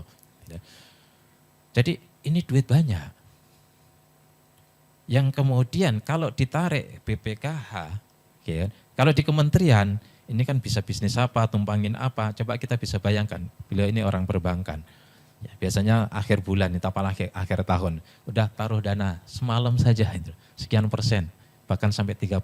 Hanya satu malam bisa naruh uang di bank, besok paginya sudah balik ke rekening kita, itu 3%.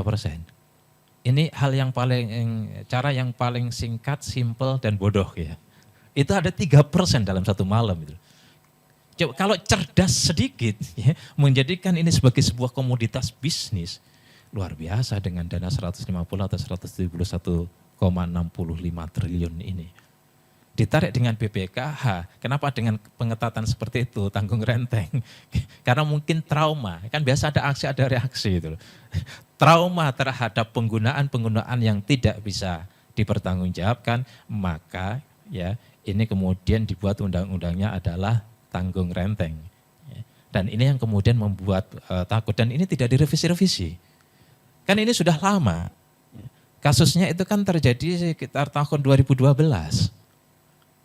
Kenapa sampai sekarang tidak dilakukan sebuah revisi? Masalahnya apa? Di Indonesia ini, khususnya di DPR, revisi itu ya ada nilai instrumentalnya.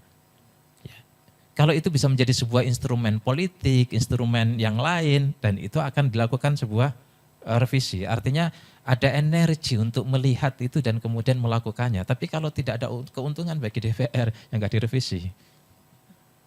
Menurut saya BPKH lah yang mestinya mengusulkan untuk melakukan revisi ini sehingga tidak menjadi sebuah objek kritik terus-menerus karena dikekang ya oleh undang-undang itu. Saya pikir harus mulai melakukan pemberanian, apalagi ini kan orang-orang yang ekonom lah paling tidak yang ada di dalamnya. Tapi memang harus ada orang dalam tanda kutip setengah gila di dalamnya, salah satu pimpinan itu yang memang memiliki pengalaman dan keberanian untuk bisnis. Kalau hanya ekonom saja hati-hati betul. Model Mas Anggito gitu ya. Kalau beliau juga orang hati-hati, takut dosa gitu. Itu hati-hati, takut rugi, takut dosa, takut cemooh gitu. Tapi memang harus ada orang kalau memang mau jadi Malaysia itu iklim bisnisnya terbangun. Ya, dan itu dibangun dari tahun 1970 oleh Mahathir gitu kan. Ya. Kita enggak, iklim yang terbangun adalah iklim korupsi. Gimana ada dana, gimana nyopet, gimana dana, gimana maling, gimana ada dana, gimana ngerampok kan gitu. Itu yang terbangun ya.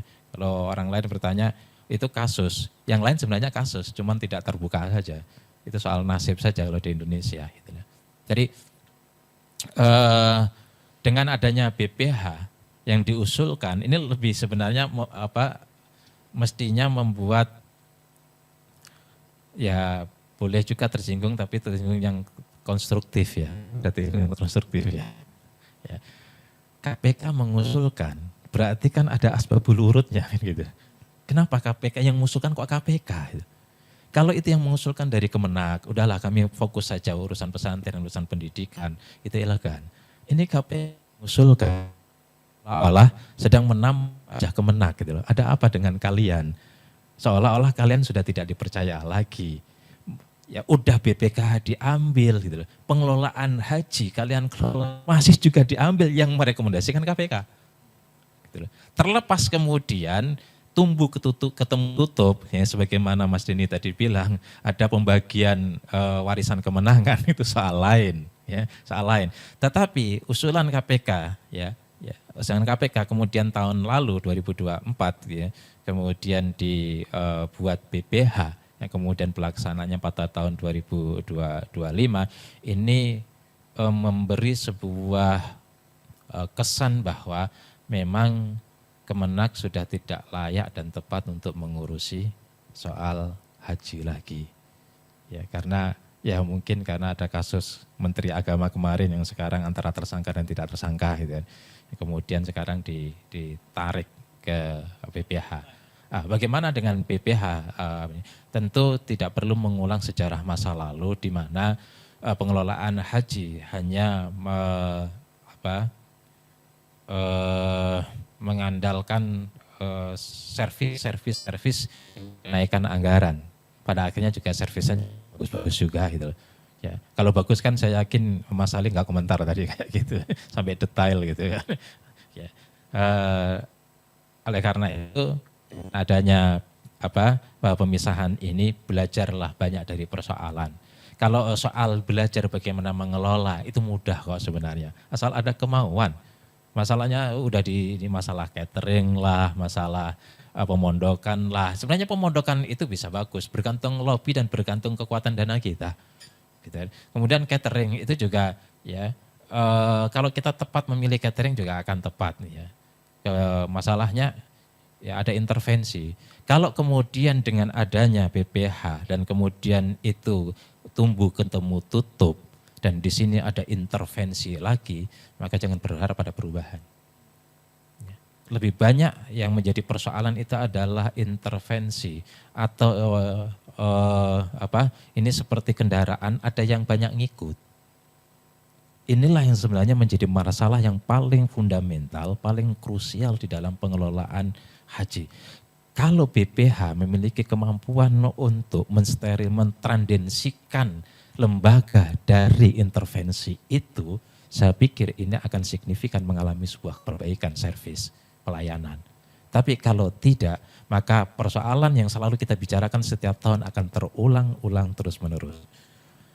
Tapi kita optimis ya, karena ini lembaga yang berada di luar kementerian. Mestinya ya, meskipun tadi soal nomenklatur kemandirian diprotes sama Mas Denny, tetapi ya mestinya dia lebih bebas ya, lebih bebas, apalagi ini sifatnya kan dalam tanda kutip ad hoc ya.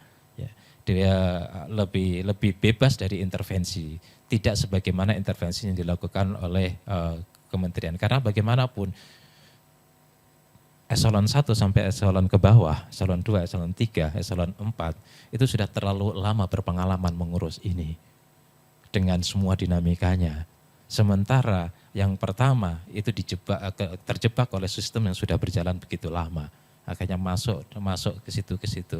Dan ini dengan adanya BPH memutus rantai dinamika yang membuat berbagai persoalan yang ada di sini. Nah, tinggal mudah. BPKH menurut saya persoalan tinggal bagaimana keuangan saja. Soal integritas karena rasa takutnya lebih tinggi itu, lebih integritas lah ya soal BPKH. Tetapi BPH ini ya bagaimana bersinergi, BPH sebagai penutup, BPH mesti berpikir ya efisiensi tapi tetap service excellent. Ya. Jangan yang efisiensi yang dipikir BPKH aja gitu loh. BPH berpikir efisiensi tapi service excellent. Gitu. Kemudian BPKH berpikirnya bukan efisiensi, berpikirnya bagaimana memberikan anggaran yang sebesar-besarnya yang sehingga bisa memberikan pelayanan service excellent oleh BPH. Ya, itu memang perlu duduk bareng, termasuk kalau kemarin Menteri Agama yang menentukan berapa biayanya, ya mesti BPKH terlibat untuk menentukan berapa biayanya.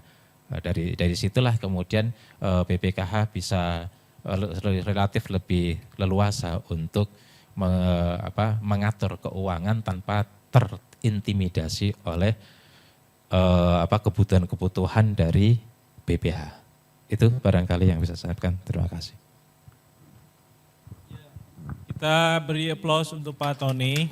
Tadi poinnya menarik karena sebenarnya kehadiran BPKH di awal, kemudian lanjut dengan BPH itu merepresentasikan gagalnya ya Kementerian Agama dalam mengelola haji ya, mulai dari keuangan maupun penyelenggaraannya sehingga harus ditarik keluar.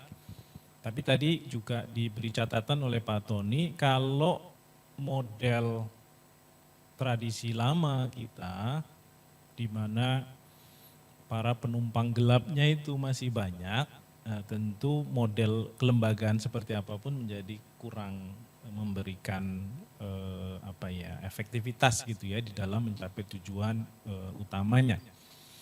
Apalagi kemudian jika berkembang soal Kementerian Haji ya, yang ini bisa justru mengulang kembali persoalan perangkap birokrasi ya di dalam pengelolaan haji yang ini perlu dipertimbangkan lagi. Nah, karena itu kita mengundang Dr.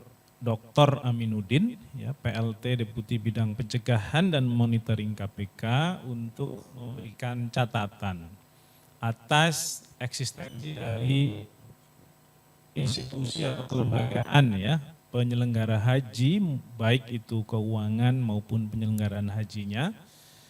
Kira-kira apakah rekomendasi KPK memang sudah cocok atau sesuai dengan skema kebijakan yang sekarang sedang diproyeksikan oleh pemerintah, atau ada update terbaru nih Pak Aminuddin terkait dengan bagaimana KPK melihat sisi tata kelola yang harusnya lebih kuat ke depan dalam layanan haji Indonesia. Silakan Pak Aminuddin, waktu 15 menit.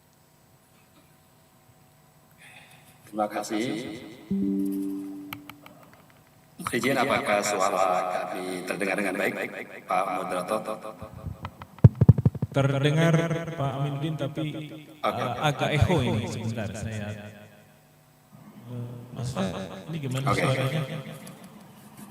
Terima kasih. Bismillahirrahmanirrahim. Assalamualaikum warahmatullahi wabarakatuh. Selamat sore kepada moderator, kepada para panelis, ada Pak Ali, Prof. Irfan, Prof. Denny, Pak Tony, dan mohon izin saya mewakili Pak Ketua karena beliau sedang ada kegiatan pada saat bersamaan.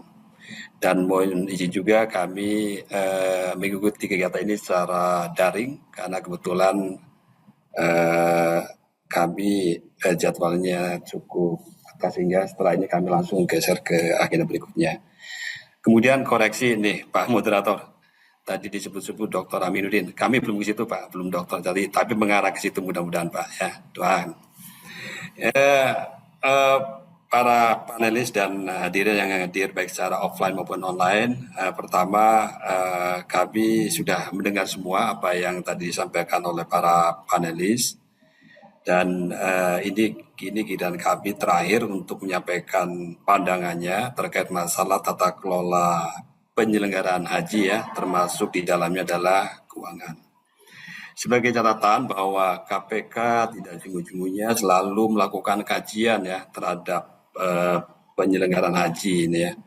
Jadi secara rutin KPK karena kami menyadari Pak bahwa di mana di situ ada perputaran uang yang cukup besar, maka disitulah area rawan korupsi pasti akan terjadi. Jadi kami melihat bahwa pengelolaan keuangan di dalam penyelenggaraan haji itu cukup signifikan nilainya. Tadi angka terakhir kalau tidak salah dana yang terhimpun tuh 171 triliun sekian ya. Dan ini adalah angka yang sangat signifikan yang berpotensi berpeluang tinggi untuk adanya penyalahgunaan keuangan. Dalam hal ini konteksnya korupsi. Bapak sekalian, paling tidak kalau dari sisi KPK kami akan fokus pada upaya pencegahan korupsinya. Jadi makin kompleks suatu bisnis, maka makin rentan pula di situ akan terjadi fraud atau tindak pidana korupsi. Oleh karena itu, ketika bisnis proses itu bisa kita segregation ke beberapa sub proses, maka secara teori itu semestinya akan bisa menjaga tata kelola yang baik. Dalam artian akan terjadi check and balance dan ada semacam saling kontrol di antara unit-unit yang kemudian ada di dalamnya dalam sistem itu. Makanya ketika KPK melihat bahwa dulu Kementerian Agama melakukan semuanya. Kementerian Agama sebagai regulator sekaligus sebagai operator dan eksekutor. Kemudian dengan akhirnya BPKH ada satu fungsi yaitu terkait pengelolaan keuangan haji itu dipisahkan dari Kementerian Agama.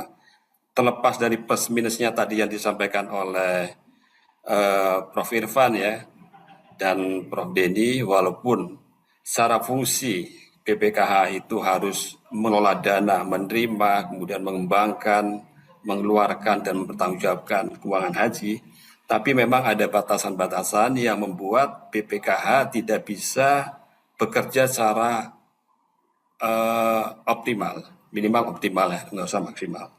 Karena di dalam aturan investasinya ada regulasi-regulasi yang kami lihat di situ cukup mengurangi ruang gerak ya sebagai lembaga yang bertugas mengembangkan dana yang diamanahkan untuk diinvestasikan itu ada batasan-batasan yang sudah diatur di regulasi itu. It's okay, tapi terlepas dari kekurangan-kekurangan itu nanti ke depan ini menjadi diskusi yang menarik. Apakah kita akan mengikuti pola seperti yang di Malaysia ya, tabungan haji Malaysia, yang dengan begitu cepatnya dia bisa mengembangkan dana yang dihimpun dari para calon jemaah haji. Padahal kalau kita lihat dari jumlah jemaah hajinya, mereka jauh lebih kecil ya, hanya sekitar 10% dari apa yang ada di Indonesia. Yang kedua, terakhir, yaitu dengan dibentuknya Badan Pengelolaan Haji, ini juga sebagai bentuk bagian dari segregation of duty ya. Jadi yang dulunya ada di bawah Dirjen PHU, nanti di tahun depan kalau nggak salah itu nanti harus diserahkan kewenangannya kepada BPH. Ini juga tidak terlepas dari hasil kajian yang KPK lakukan, bahwa harapannya ketika fungsi penyelenggaraan haji itu dikeluarkan dari Kementerian Agama, maka mestinya penyelenggaraan haji itu jauh lebih efektif, lebih efisien, dan lebih ekonomis tentunya. Itu adalah kenapa kemudian KPK mendorong adanya pemisahan fungsi penyelenggaraan haji dari Kementerian Agama. Selain tadi disebutkan oleh panel sebelumnya bahwa ketika penyelenggaraan haji itu masih di bawah kementerian, maka potensi terjadinya intervensi itu juga cukup besar. Walaupun kembali bahwa dengan dipisahkannya pun tidak tertutup kemungkinan masalah intervensi, makanya tadi masalah GCG itu menjadi penting sekali. Kita berusaha by sistem kita cegah semaksimal mungkin potensi-potensi itu. Tapi kembali apakah akan terjadi intervensi, ya termasuk di BPKH, termasuk di BPH dan seterusnya. Namanya intervensi pasti akan selalu ada. Makanya di KPK kepentingannya selain by system dengan cara memisahkan fungsi-fungsi yang dulu terpusat di Kementerian Agama, juga kita mendorong di situ masalah integritas dari orang-orang yang duduk di dalam badan-badan yang baru dibentuk itu. Karena percuma juga ketika secara sistem sudah bagus, artinya sudah ada pemisahan fungsi yang jelas, tapi ketika orang-orang di dalam badan yang dibentuk itu juga masih bisa diintervensi, maka maksud utama tujuan pemisahan fungsi itu menjadi tidak efektif atau tidak akan mengenai sasaran atau tujuan dibentuknya lembaga baru itu. Cuma masalahnya kalau dari segi GCG secara teori dengan pemisahan fungsi-fungsi itu pasti jauh lebih transparan, jauh lebih akuntabel. Tapi kemudian ada yang berpandangan dengan adanya pemisahan fungsi-fungsi ini organisasinya jadi gemuk nih, organisasinya jadi besar. Dan bahkan tadi Prof. Denny menyebutkan ini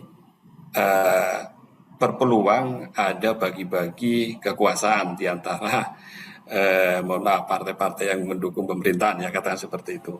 Ya itu mungkin ekses dari adanya suatu organisasi baru. Tapi semestinya orang-orang yang duduk di BPKH, orang-orang yang tentu di BPH nanti adalah orang-orang yang dipilih berdasarkan profesionalisme, bukan berdasarkan kedekatan politis. Itu yang mesti kita kawal, mesti kita kontrol bersama agar nanti orang-orang yang ada di dalam itu bisa bekerja secara profesional. Karena kembali bahwa harapan dipisahkannya fungsi-fungsi tadi termasuk masalah pengelolaan keuangan, penyelenggaraan haji dan seterusnya adalah supaya bagaimana jemaah haji Indonesia itu bisa menjalankan ibadah haji secara nyaman, secara dan hemat tentunya secara ekonomis juga lebih murah dibanding dengan paling tidak kita benchmarknya ke Malaysia lah, yang secara geografis itu sebenarnya kan berdekatan dengan Indonesia. Tapi kenapa sekarang di Malaysia BP-nya tuh jauh lebih murah dibanding ada Indonesia, itu kan menjadi pertanyaan besar ya. Apakah dalam proses pengurusan tata kelola haji selama ini penuh dengan ketidakefisienan atau penuh dengan pemborosan, atau bahkan mungkin ya ujung-ujungnya jangan-jangan selama ini dana yang dipercayakan oleh calon jemaah haji kita itu kemudian dimanfaatkan oleh oknum-oknum tertentu untuk memperkaya diri sendiri dan kroninya. Ini sebenarnya yang maksud tujuan KPK mendorong adanya segregation of duty dari tata kelola haji itu kesana arahnya. Jadi ujung-ujungnya yang kita lakukan adalah bagaimana masyarakat Indonesia khususnya umat muslim yang akan menjalankan salah satu kewajiban rukun Islamnya, yang kelima itu bisa nyaman dan murah. Selama ini kadang-kadang kita cukup sedih juga dari disampaikan oleh pembicara, saya lupa kalau nggak salah Pak Tony ya. Di Malaysia tuh ONH-nya biasa, tapi servisnya di sana tuh seperti ONH plus. Ya, ini menunjukkan bukan mereka yang, saya pikir bukan mereka yang pinter mengelola, tapi kita mungkin yang kurang cakap untuk memanage. Karena mindsetnya, mohon izin Bapak sekalian harus kami sampaikan di sini, memang seperti yang disampaikan pembicara sebelumnya, mereka mindsetnya di mana ada uang, di situ bisa digarong. Di mana ada uang, di situ bisa dicopet. Di mana ada uang, di situ bisa detail. Jadi mindsetnya itu udah dari awal udah beda gitu. Semestinya kan nanti harapan kami punya ekspektasi tinggi sekali kepada BPH maupun BPKH ya. Di mana ada uang ya, bagaimana ujung-ujungnya nanti uang itu bisa dibelanjakan, digunakan seefisien mungkin dengan hasil semaksimal mungkin. Kalau Malaysia negara jiran tetangga kita bisa, kenapa kita nggak bisa? Gitu. Kan kita sudah cukup banyak nih belajar dari Malaysia. Kenapa mereka ternyata mendapat pemondokan jauh lebih dekat dibanding Indonesia, di pemondokan dari jemaah Indonesia. Kenapa mereka itu sekarang ongkos perjalanan ibadah hajinya itu jauh lebih murah dibanding Indonesia? Sebenarnya hal semacam itu kan kalau yang baik-baik kan bisa kita tiru lah dari negara jiran. Tapi orang jelek-jelek nggak usah gitu ya. Jadi sebenarnya tidak kurang-kurangnya kita mendapatkan informasi kenapa di negara Malaysia itu jauh lebih murah, lebih istilahnya memberikan pelayanan service excellence tadi yang disampaikan ya. Itu karena ya mindsetnya dari awal udah beda. Kalau di Indonesia, mohon maaf, saya sampaikan, ya suka nggak suka. Mindsetnya bagaimana kita menggarong uang yang jumlahnya signifikan itu. Nah, kalau di negara Malaysia mungkin ada, tapi itu relatif minor ya. Mereka lebih bagaimana mereka bisa menservis secara excellent terhadap jemaah haji yang menjalankan kegiatan rukun Islam kelima itu. Yang jadi pertanyaan, bagaimana nih dengan makin besarnya organisasi, makin besarnya pihak-pihak yang ada di sini, nanti ada Kementerian Agama sebagai regulator, kemudian BPK sebagai pengelola keuangan, BPH sebagai operasional penyelenggaraan ibadah haji. Yang penting adalah nanti adalah dibentuk mekanisme koordinasi. Tadi saya sepakat dengan Pak Tony, bagaimana nanti ada bridging yang smooth antara BPKH dan BPH. Selama ini mohon maaf Bapak Ibu sekalian, BPKH itu hanya sebagai kasir saja, treasury saja. Dia hanya mensuplai kebutuhan uang yang diajukan oleh teman-teman di Kementerian Agama, yaitu Dirjen PHU. Mereka tidak bisa mengakses, tidak bisa menilai apakah uang yang diajukan untuk penyelenggaraan haji itu benar atau tidak, sudah efisien atau belum, gitu loh. Mereka tidak bisa melakukan itu. Tugas mereka menyediakan dana berapa yang diminta oleh teman-teman di penyelenggara haji, di PHU. Setelah itu laporannya juga tidak ada laporan balik ke teman-teman di BPKH. Dari sekian uang yang diminta, kemudian berapa dibelanjakan, ada sisa atau enggak gitu loh. Itu kan selama ini tahu kami dari informasi teman-teman di BPKH tidak ada report baliknya gitu loh. Sehingga tidak ada analisis atas efektivitas, efisiensi penggunaan dana diberikan. Nah, harapannya nanti dengan ada jembatan atau ada koordinasi penghubungan antara BPH dengan PPIH itu nanti kedua belah institusi ini bisa saling mencari titik temu. Oh, Anda mengajukan 10. Coba dong dirinci 10 itu detailnya seperti apa, untuk transportasi seperti apa, untuk akomodasi seperti apa, untuk catering seperti apa, mekanisme pengadanya seperti apa. Nah, kalau kita kembali kepada prinsip-prinsip pengadaan yang efisien, yang tidak korup, mestinya akan didapatkan angka yang lebih murah, angka yang lebih efisien. Nah, disitulah perlunya ada koordinasi, ada komunikasi yang harmonis ya antara teman-teman di BPKH dan BPH. Sehingga ujung-ujungnya duit yang betul-betul dimintakan oleh teman-teman BPH nantinya ke BPK itu betul duit yang ada value of money-nya. Jadi layaklah misalkan diminta duit 10 tapi di sana juga mendapat pelayanan kelas 10, mendapatkan catering kelas 10, mendapatkan penginapan kelas 10 dan seterusnya. Artinya harus value of money itu harus kita gunakan untuk menilai apakah duit yang telah dibelanjakan itu worth it enggak dengan pelayanannya diterima.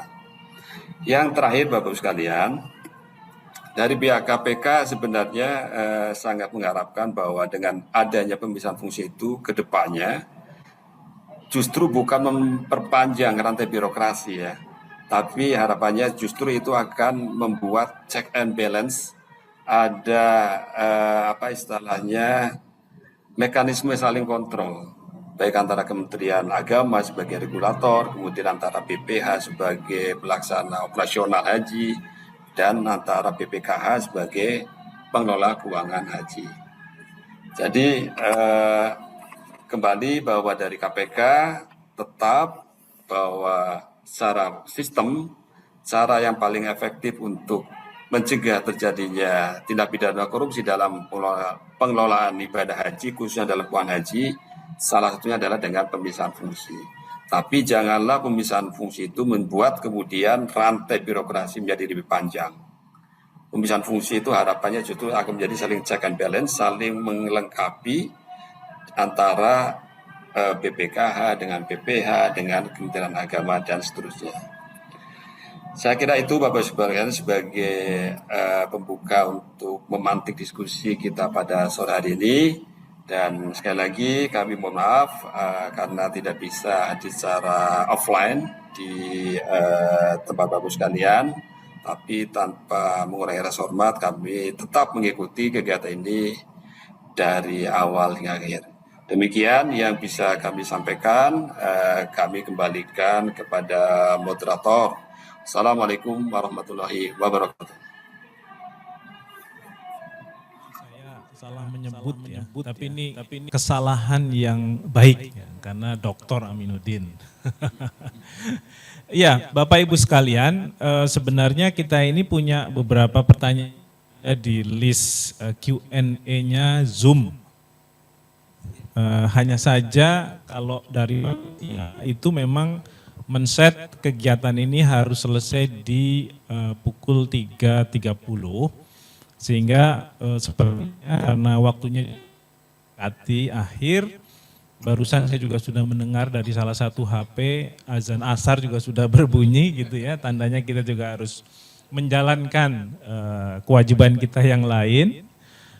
Oleh karena itu tanpa harus menyimpulkan satu persatu dari apa yang sudah disampaikan oleh Bapak para narasumber tadi, kita setidaknya sudah bisa memiliki perspektif ya yang segar, yang baru, yang ini bisa mengawal bagaimana proses reformasi dan perbaikan tata kelola perhajian di Indonesia itu terus bisa kita perkuat, kita bisa perbaiki, sehingga mimpi kita sebagai anak bangsa bahwa haji dan penyelenggaraannya itu akan menjadi jauh lebih mudah, jauh lebih terbuka, jauh lebih transparan, lebih akuntabel, lebih baik ya, baik di dalam negeri maupun nanti saat di luar negeri, sampai nanti kembalinya lagi ke Indonesia, itu benar-benar bisa diwujudkan dengan apa yang tadi juga sudah disampaikan beberapa rekomendasi dan sarannya dari para narasumber sekalian. Pak Ali dengan pendekatan penyelenggaraan haji dalam perspektif sebagai event organizer sehingga kemudian bisa juga menjadi lebih profesional, tentu dengan melihat kembali titik-titik rawan ya dari berbagai macam proses bisnis penyelenggaraan haji yang harus ditambal. Prof. Denny tadi mengingatkan soal pentingnya profesionalisme dalam penempatan orang-orang yang mengurus haji di Indonesia, meskipun juga perlu diingat bahwa politik kebijakan, politik hukum kita seringkali tidak terlepas dari bagi-bagi kepentingan antar pihak yang sedang berkuasa.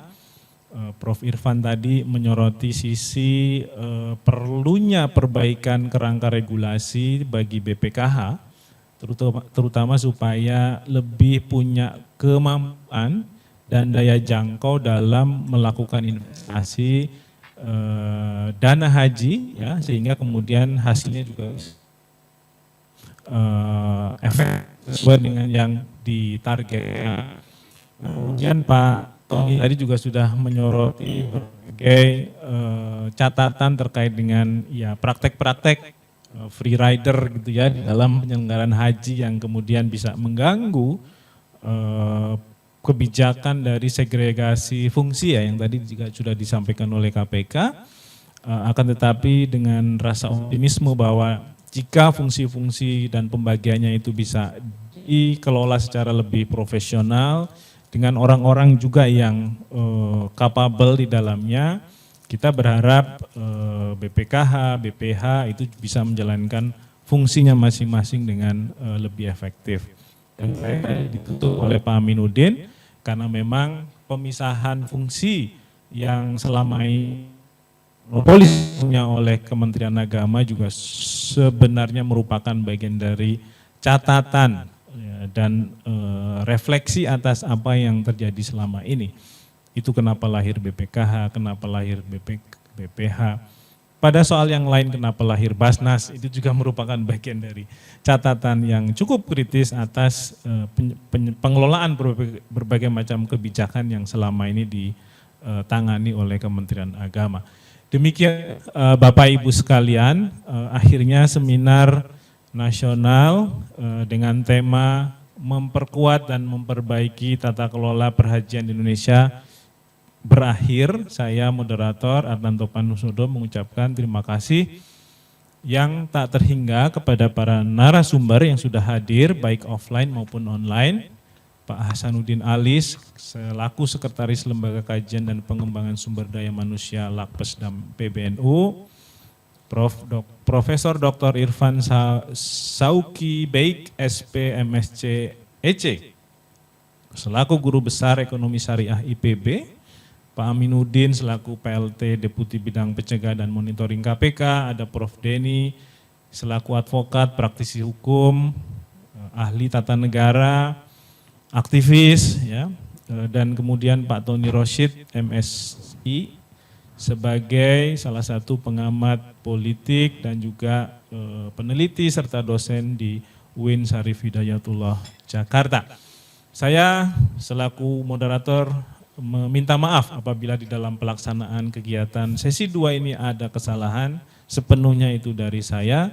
Saya kembalikan kepada MC untuk menutup acara ini. Demikian, Assalamualaikum warahmatullahi wabarakatuh.